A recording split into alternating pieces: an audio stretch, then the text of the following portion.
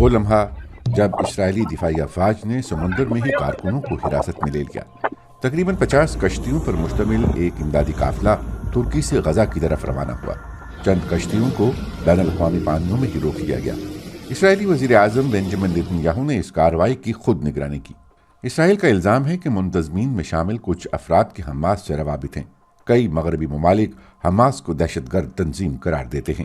تاہم کارکنوں کا کہنا ہے کہ وہ صرف امدادی سامان غزہ تک پہنچانا چاہتے تھے۔ سن 2007 میں جب حماس نے غزہ پٹی کا کنٹرول سنبھالا تھا تو اسرائیل نے اس فلسطینی علاقے کی باضابطہ ناکہ بندی کر دی تھی۔ ماضی میں بھی امدادی قافلوں کی غزہ تک رسائی کی کوششیں ناکام بنائی جا چکی ہیں۔ تب اسرائیل نے ان قافلوں میں شریک افراد کو حراست میں لے کر ملک بدر کر دیا تھا۔ کچھ کارکنوں نے اسرائیل پر تشدد کے الزامات عائد کیے، تاہم اسرائیل نے اس کی تردید کی ہے۔